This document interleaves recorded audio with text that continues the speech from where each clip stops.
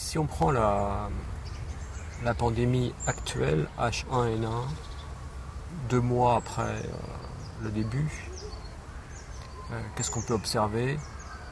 Probablement une certaine surprise. Tout était prêt pour le H5N1. On était quelque part dans les starting blocks. Ça démarre au Mexique, grande surprise, parce qu'en principe, ça doit venir de Chine ou de l'Extrême-Orient. Ça vient aussi des États-Unis. Mais enfin, quand même, on a suffisamment de cas. L'OMS est sur le pied de guerre. Ça fait des années qu'on dit à l'OMS qu'ils exagèrent et que ça ne vient pas écrit au loup pour rien. Et on lance l'affaire et ça s'accélère très très vite. On passe en niveau 5, puis en niveau 6. Tout est déployé. Et quelque part, le virus ne suit pas le plan qui est prévu. On s'adapte un petit peu. Et petit à petit, aujourd'hui, après 2 mois, on considère que dire aux gens si vous avez des toux et que vous ne sentez pas bien parce que vous avez mal aux articulations, que vous avez un peu de fièvre, appelez le SAMU. Et quelque part, le système ne répond pas tel que c'était prévu. Alors j'ai envie de reprendre les choses d'une manière un peu plus large. Pourquoi c'est aussi compliqué? D'abord parce qu'on joue avec des phénomènes qui peuvent être potentiellement extrêmement graves et donc c'est vrai qu'il y a un élément de tension vitale là-dessus. Mais si on prend nos logiques managériales, nos logiques de pilotage, où est-ce qu'on en est dans notre philosophie du risque et la philosophie des crises? Si on regarde tous les grands livres sur le risque, si on regarde tous les manuels qu'on a sur les crises, en gros, il y a plusieurs périodes. Il y a celle des années 50, 70, où là, on va vous parler de grands plans hors sec, de plans d'urgence. On va faire venir des juristes pour vous parler de ça. On va vous donner des cours sur qu'est-ce que c'est que les états d'exception, l'article 16, comment l'État prend en charge, comment on vous dira ce qu'il faut faire. Bon, tout est bien cadré et on vous dira ça rentrera dans le cadre. Ça, c'est les années 50-70. 70, on fait des plans spécialisés, plus spécifiques. Dans les années 80, on vous parle de gestion de crise. En 85, la floraison 90, l'explosion de la gestion de crise 95-2000. Et on vous dit 2 choses. Bon, la hiérarchie classique, oui bien sûr, mais ce qui est important, c'est d'avoir des cellules de crise. Donc, c'est la connectivité qui est important, le fait de mettre les gens ensemble et de pouvoir les diriger dans une même direction avec un chef d'orchestre qui fait la coordination. Et deuxièmement, on vous a dit communication de crise, média training, savoir parler à la télévision. Et ça, c'est toutes les années 90 où on dit aux gens, faites des salles de crise, mettez du matériel ad hoc là-dedans, préparez les gens à les utiliser et faites du média training. Bien. Le tournant l'an 2000, on s'aperçoit que tout d'un coup, on a changé un peu. C'est pas uniquement ça. Année 2000, c'est l'anthrax, c'est World Trade Center, 11 septembre. C'est toutes ces affaires où on s'aperçoit que, attention, aujourd'hui on joue avec des grands réseaux mondiaux et il y a des paramètres tout à fait nouveaux qui sont dans l'affaire. C'est la globalité. N'importe quel point de la planète peut être touché par un événement important. C'est la vitesse. En quelques heures, le virus passe, c'est le SRAS de Hong Kong à Toronto, en passant éventuellement par les États-Unis si la grille tarifaire fait que les gens passent par les États-Unis. C'est l'ignorance, et pas seulement l'incertitude. L'incertitude, on aime bien, c'est à la marge.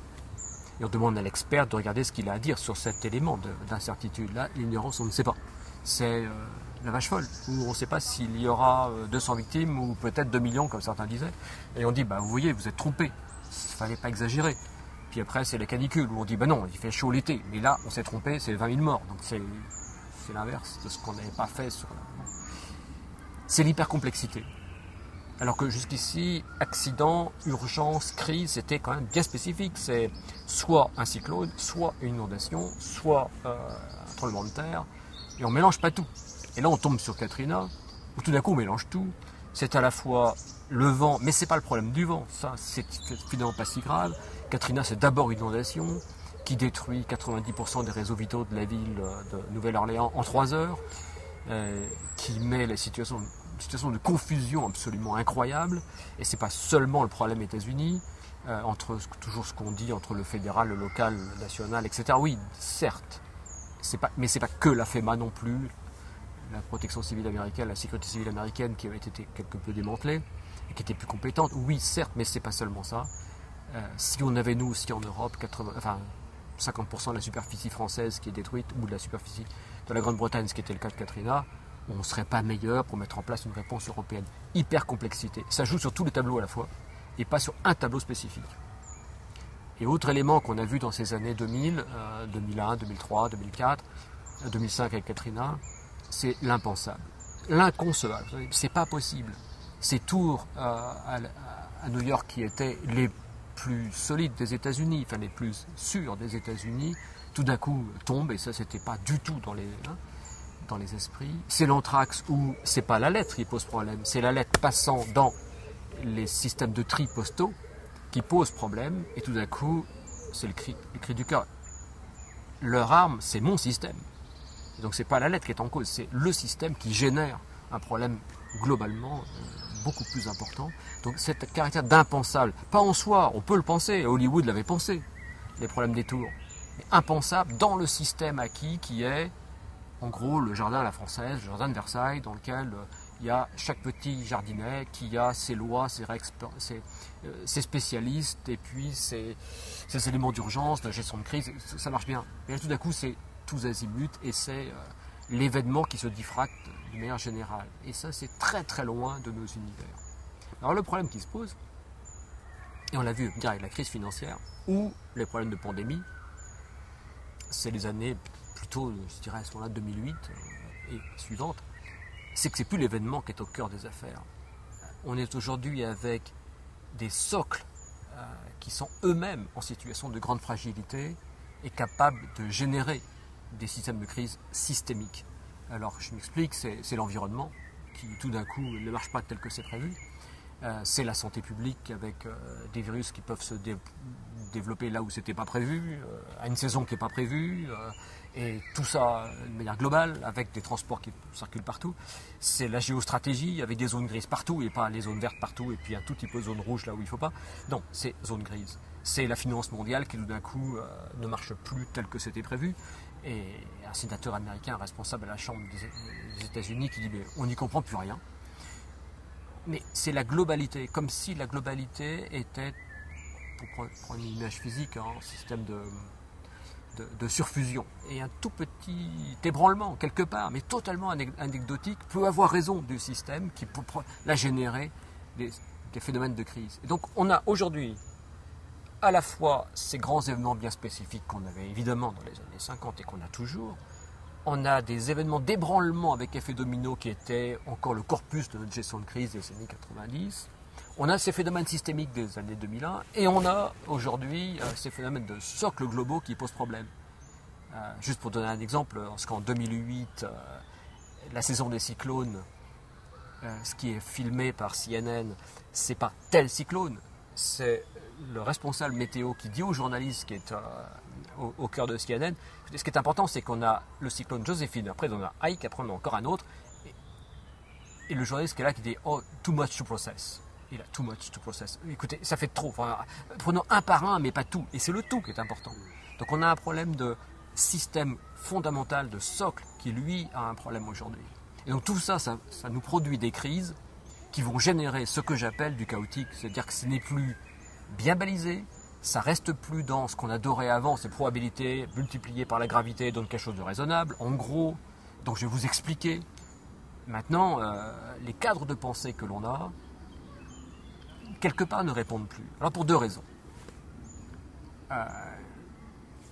La base, et dans tous les pays du monde c'est pareil, sauf que peut-être qu'en France on est les meilleurs héritiers, mais la base c'est quand même Descartes, qui disait « Il n'y a rien qui résiste à mon système. J'ai des règles. Si je divise suffisamment, je vais bien comprendre chacun des éléments, et j'aurai des règles pour chacun des éléments, et globalement, l'ensemble, grâce à un mécano de base, donnera quelque chose que je pourrais comprendre et que je pourrais piloter. Si cela ne fonctionne plus, et comme disait quelqu'un dans une préface aux règles de Descartes, Descartes a clarifié les règles pour ce qui marchait normalement. Il avait le projet de faire des règles pour ce qui était de l'ordre un peu de l'impensable, et il n'a pas réalisé ça. Si nous sommes avec des règles intellectuelles qui sont de l'ordre de le mécano qui s'ajuste d'une manière arithmétique linéaire, et que ça ne fonctionne plus comme ça, là j'ai un problème. Mais je pense qu'on est sur une deuxième difficulté aujourd'hui qui est bien plus perverse. Et je pense à ce a écrit la psychanalyste spécialiste de Descartes, Nicole Fabre, dans un livre sur l'inconscient de Descartes.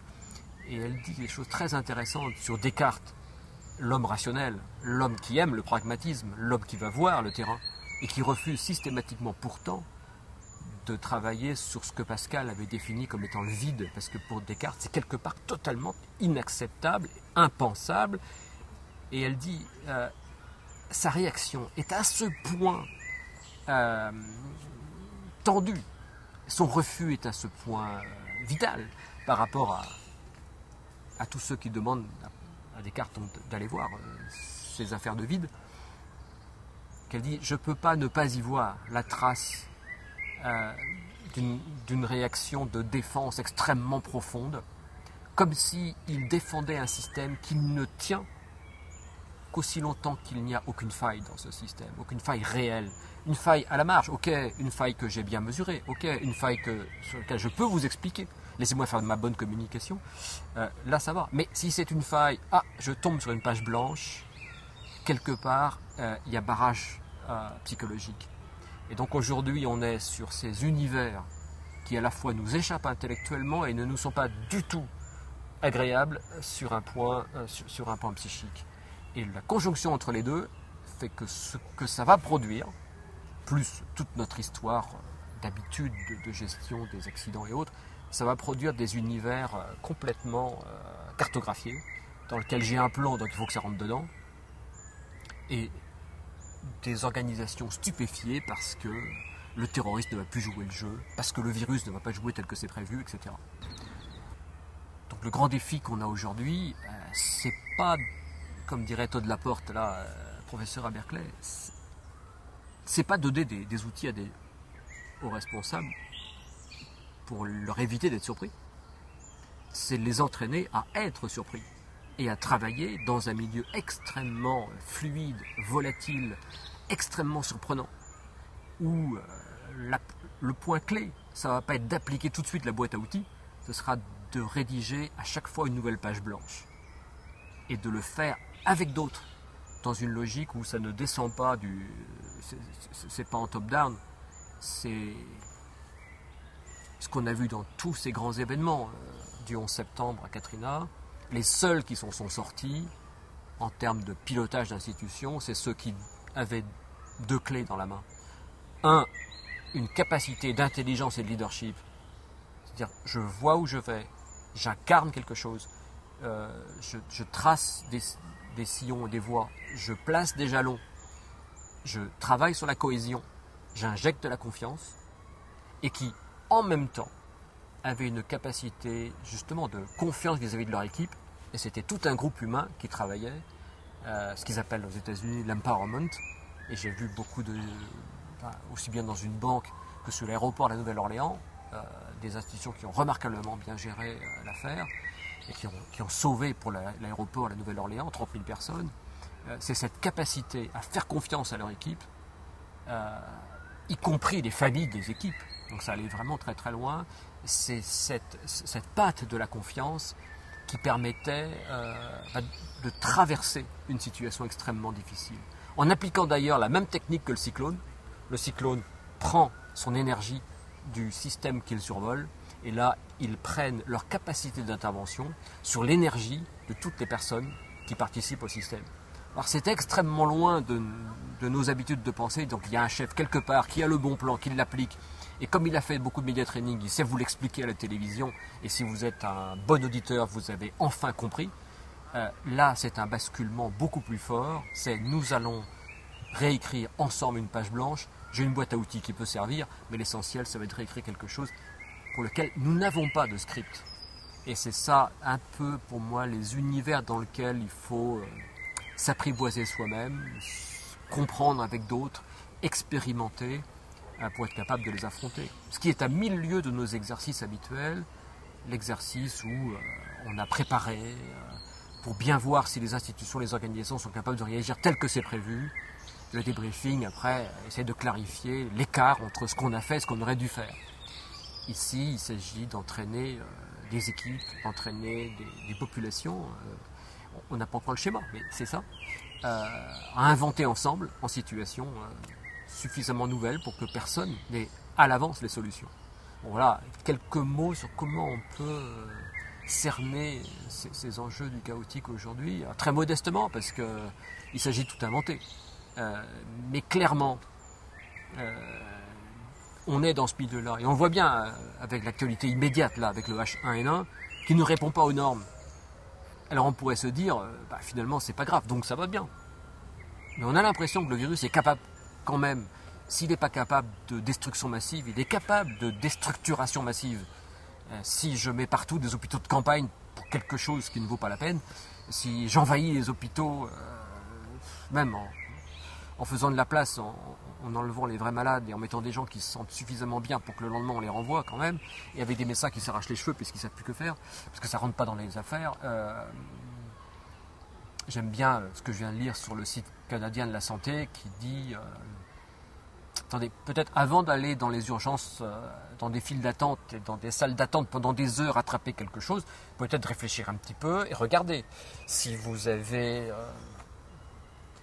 un peu mal à la gorge, vous n'avez pas de fièvre, etc., vous avez peut-être un rhume, donc c'est pas la peine d'appeler l'hélicoptère tout de suite. Si vous êtes population extrêmement fragile et que vous avez un 38 de fièvre, etc., allez voir votre médecin dans la journée. Si vous avez vraiment cela, à ce moment-là, vous pouvez aller à l'hôpital. Enfin, on met tout de suite les gens en situation de responsabilité, d'intelligence, mais ça suppose par derrière, c'est extrêmement simple, ce que vous trouvez sur le site canadien, mais ça suppose par derrière une logique de confiance, une logique d'intelligence distribuée, qui n'est pas facile sur un système qui serait organisé autour de « laissez-moi vous dire ce qu'il veut faire ». De toute façon, moi j'ai tout sous contrôle parce que je suis l'État, parce que si jamais je n'ai plus sous contrôle, à ce moment-là, c'est un peu la paralysie et une très très grosse inquiétude, à commencer par ceux qui pensent qu'ils ont tout sous contrôle. Et là, on a quelque chose où on est pris à revers parce que le chaotique ne joue pas les mêmes règles. Et comme d'habitude, la clé, c'est de ne pas être en retard d'une guerre. Si les conditions ont changé, ne soyons pas en retard sur ces conditions. La plus grande chose qui m'avait intéressé, c'est quand j'étais en école préparatoire, en prépa, il y avait Marius Constant qui était venu avec son orchestre et il faisait dans la provision musicale. Et il nous avait dit, attendez, je vais d'abord vous jouer du Bach et du Mozart, comme ça vous verrez qu'on n'est pas, on fait pas de l'improvisation parce qu'on ne sait rien faire. Donc, bon, maintenant vous avez entendu, on sait jouer du Bach et du Mozart. Alors maintenant nous allons essayer l'improvisation. Mais je vous préviens, c'est de l'improvisation, donc je ne sais pas à l'avance si ce sera réussi. Nous allons nous jeter. Et j'ai trouvé que c'était extraordinaire d'avoir des gens de cette qualité qui osaient aller sur la tranche de la partition. C'était pas écrit. Et ils s'écoutaient. Et pour ça, il faut s'écouter beaucoup. Parce que autrement, Et j'avais trouvé ça vraiment fabuleux. Et si je saute complètement, j'introduis souvent mes cours maintenant par mes interventions, mes conférences, par 2 flashs vidéo. Il y a celui de Patrick Chauvel, qui est un documentariste de guerre, et qui nous raconte, qui échange, qui partage son expérience sur des terrains durs, Afghanistan, Irak, etc. Et il dit, moi je reconnais un mauvais journaliste d'un bon journaliste, parce qu'il parle de ses confrères. Le mauvais journaliste, c'est celui qui a réponse à tout avant même d'arriver. Le bon journaliste, c'est celui qui dit, écoutez, j'en sais rien, mais enfin bon, en fait, il sait beaucoup de choses, il va pouvoir partager un peu. Et il me dit, vous c'était comme le jeune diplômé là, que j'ai reçu l'autre jour, il me demande est-ce que la route est éliminée. Je dis, j'en sais rien. Comment ça, tu sais pas? T'as pas le plan? Ben non, j'ai pas le plan. Mais comment je peux savoir alors? Il dit, tu y vas. Alors, il y va, et il se retourne 150 mètres après, et il voit Patrick Chauvel qui était comme ça. Et il rentre en courant. Il dit, finalement, elle n'était pas minée. Patrick Chauvel dit, j'en sais rien, t'es pas allé assez loin. Et Patrick Chauvel dit, oui, finalement, la question n'est pas bête. Tu veux savoir, t'y vas, quoi. Voilà. C'est pas écrit. Et l'autre, il débarque de Paris, là, et il faut qu'on lui donne la carte, quoi, avec le GPS et tout le truc, quoi. Et après ça, je passe sur la canicule. Un des experts qui dit à la télé, enfin c'était sur une des grandes émissions, attendez, si vous n'avez pas un plan totalement ficelé avant, mais vous êtes foutus. L'écart entre les deux est vraiment énorme, quoi. C'est vrai que si c'est un plan rouge, si c'est moi à ce moment qui a une crise cardiaque ou autre, il vaut mieux qu'il y ait des gens qui savent très bien faire le chose. Et très bien. Quand je prends un avion, j'aime bien que le pilote soit vraiment au courant de toutes les choses réflexes qu'on peut avoir en situation. Bon. Mais si aujourd'hui on doit affronter des problèmes non écrits, si même un doux zéphyr peut nous emmener sur des cyclones du fait de conditions générales qui sont un peu turbulentes et un peu volatiles, ce que je demande, c'est qu'on se soit aussi préparé à ça. Parce que le paradoxe, ce serait vraiment terrible, quoi. Ce serait que tout ce qu'on connaisse en gestion de crise, tout ce qu'on a clarifié dans les années 90 deviennent les leviers de la crise. En nous faisant appliquer toutes les bonnes recettes qu'on a apprises par cœur, là, on les connaît bien, en fait, on soit au service de la crise, parce que c'est plus comme ça que ça se passe. Et donc là, l'improvisation, c'est vraiment ce que vous disiez, il faut avoir suffisamment réfléchi et avoir cette compétence professionnelle pour être capable d'improviser. Et il y a une image qui me vient, c'est ce pilote qui se pose dans l'Hudson, où le dialogue est fantastique. La tour de contrôle lui vide les pistes et dit non, unable. Un mot simple, il dit je fais ça. On vous vide une autre piste. Non, je vais dans l'Hudson. Ça se fait en 3 mots. C'est la simplicité du génie. C'est-à-dire qu'il a suffisamment travaillé toute sa vie, il a suffisamment intégré des problèmes de non-script, qu'il est capable d'improviser et d'appliquer tous les outils qu'il connaît sur une situation qui n'est vraiment pas quelque chose de donné. Alors, ça n'écarte rien. Il faut avoir toutes les compétences précédentes, mais ne pas être paralysé dès l'instant où on dit on va jouer à autre chose. Et c'est ça la clé aujourd'hui, je pense. Alors, comment on réagit ?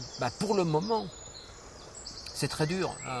C'est-à-dire que dès l'instant où on rentre dans une assemblée et où une question est posée en dehors de ce qui est prévu par l'organisation, c'est un peu l'inquiétude, ou même quelquefois la terreur et la paralysie, quoi. Attendez, mais on avait tout prévu, on avait le script de la journée jusqu'au bout, chacun avait ses 30 PowerPoint à donner. Maintenant, vous nous parlez de quelque chose qui ne rentrerait pas dans mes PowerPoint. Non, c'est pas possible. Écoutez, on fait la vraie conférence, et puis pour les vraies questions, on verra après. Et ça me rappelle beaucoup toutes les premières conférences qu'on avait sur la pandémie, où chacun arrivait avec son plan, ne discutait pas tellement d'ailleurs entre eux, et il n'y avait aucune question qui se posait. Et quand vous entendez ça, vous dites la pandémie a gagné, quoi, parce que si c'est ça. Alors depuis, ça a évolué. Et ce que je disais, c'est que aujourd'hui, avec les plans que l'on a, souvent il faudrait les agrafer, mettre dessus annexe. Et par-dessus, une feuille qui serait blanche, sur le mode maintenant réfléchissez. Quoi qu'il arrive, ça peut être beaucoup plus grave que vous pensez, beaucoup moins grave que ce que vous pensez, ou tout à fait différent. Prenez une pandémie aujourd'hui, mais qui se percuterait avec une crise économique majeure et une crise sociale majeure. Ça donnerait quoi ? Personne n'a la carte. Et si on n'a pas la carte, il faut être capable de réfléchir. Alors il y a des outils, c'est ce qu'on a développé, notamment chez EDF depuis 2 ans, ce qu'on a appelé les forces de réflexion rapide. La capacité à réunir un groupe hybride de gens de cultures différentes, rompus, habitués à travailler sur des hypothèses complètement chamboulées, et qui vont travailler en temps réel, il ne s'agit pas de faire une thèse pour les 15 ans qui viennent, en temps réel, en appui aux cellules de crise, aux dirigeants, à tout le monde, sur 4 questions. De quoi s'agit-il ? Parce que souvent on se trompe de sujet au départ. Deuxième question, c'est avec qui on va travailler ? Troisième, que je mettrais même en deuxième, quels sont les pièges ? Parce que souvent dans ces affaires-là, on rentre dans le piège avant même d'avoir commencé. Et souvent d'ailleurs parce qu'on se trompe de sujet. Et la 4e question, c'est si vous avez une idée, merci. Et vite. Alors j'insiste sur 2 points. Les pièges. Quand l'amiral Tadalen sur Katrina arrive 10 jours après, la première chose qu'il comprend, c'est que personne n'a rien compris. De quoi s'agit-il ? Tout le monde est sur un cyclone. Donc on applique le plan Miami. C'est-à-dire qu'on enlève les gens et ils reviennent au bout de 3 jours. Et à Miami, il n'y a pas de problème. Et là, tout d'un coup, on ne peut pas enlever les gens qui restent. Et deuxièmement, ceci, dit-il, n'est pas un cyclone. Et il formule quelque chose, et il faut être un génie pour le faire, c'est pas évident du tout. Il dit, ceci est une arme de destruction massive sans dimension criminelle. Je ne peux même pas utiliser ce que je ferais si c'était une arme de destruction massive. C'est-à-dire que j'ai évacué 2 millions de personnes, qui est la plus grande évacuation jamais réalisée aux États-Unis en si peu de temps. 2 millions de personnes, alors que le Dust Bowl dans les années 30, là, c'était 400 000 personnes sur plusieurs années. Donc on réfléchit sur tout à fait autre chose. 2 millions de personnes qu'on évacue de la zone et qu'on ne sait pas éventuellement s'ils pourront rentrer ou pas. Donc on est sur autre chose. De quoi s'agit-il? Et il dit, tant qu'on n'a pas catégorisé, quand on n'a pas clarifié le de quoi s'agit-il, c'est extrêmement difficile d'intervenir. Et le premier piège, c'est d'y aller franco sur un truc qui n'est pas le bon. Et donc c'est ce qu'on n'a pas arrêté de dire à la plateforme éthique là, sur la H1N1. Attendez, vous pouvez appliquer le H5N1, mais ce n'est pas le sujet. Donc la vraie question, c'est est-ce qu'on peut clarifier le de quoi s'agit-il? On sait que ce n'est pas évident, mais est-ce que, par exemple à l'OMS, on a ce qu'il faut pour être en permanence dans cette logique d'interrogation, de questionnement, d'appui aux décideurs? Celui qui est au front ne peut pas tout faire. Et on ne peut pas à la fois tous les jours compter le nombre de cas et réfléchir sur est-ce qu'il y aura quelque chose de fond que l'on n'aurait pas vu. Alors ça se fait un peu, mais ce qui est important, c'est d'avoir mis en place des outils institutionnels qui permettent de le faire en temps réel, avec le maximum de compétences qui dépassent la simple mise en œuvre de statistiques, par exemple. C'est quelque chose de plus au fond. Donc, piège vraiment là-dessus, ne pas se tromper de sujet. Et sur est-ce que vous avez une ou deux initiatives, ça va souvent être ça le sujet. Et ça me rappelle pourquoi j'avais pensé à ça. C'est un habit que l'UNICEF avait envoyé au Burundi après les grandes tueries qui avaient eu lieu dans l'Afrique de l'Est et qui lui avait dit écoutez, faites surtout pas de rapport, parce qu'ici il y en a plein. Dans les armoires, ça sert à rien. Donc trouvez-moi une idée. Et il revient du Burundi en disant vous avez 40% des populations dans les camps et on ne sait plus comment gérer. Les hommes qui sont dans les camps et sur lesquels vous comptez pour mettre en place vos stratégies, eux sont complètement effacés, ils sont en post-traumatique profond.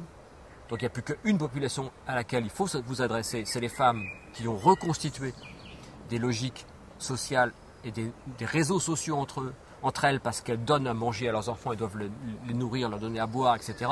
Mais dépêchez-vous, dans 3 semaines, ces réseaux-là, je ne suis pas sûr que vous puissiez encore les utiliser. C'était quelque chose de beaucoup plus pertinent que laissez-moi faire une vaste fresque de ce que c'est qu'une population africaine en situation difficile et le tout avec des références dans tous les coins. C'est très précis, c'est quelque chose qu'on peut... Bon.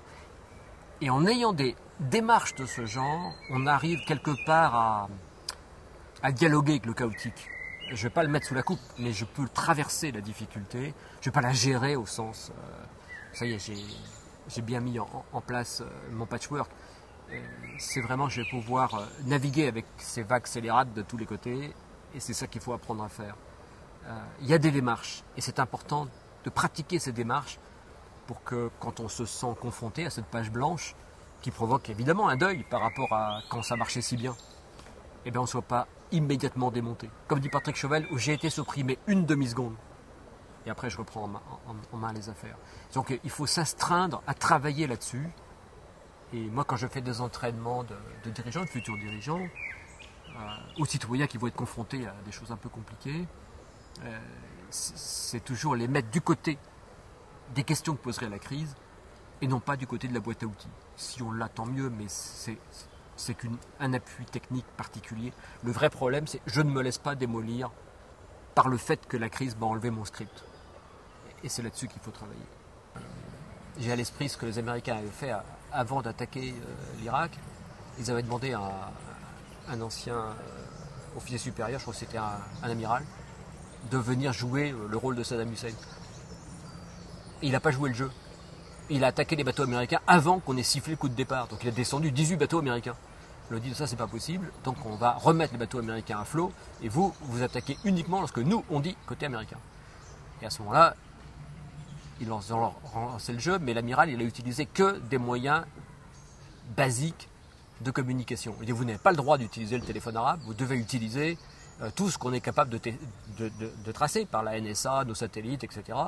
Et donc les téléphones portables, ça, vous êtes obligé. Je ne joue pas ce jeu-là, tant qu'on a arrêté l'exercice.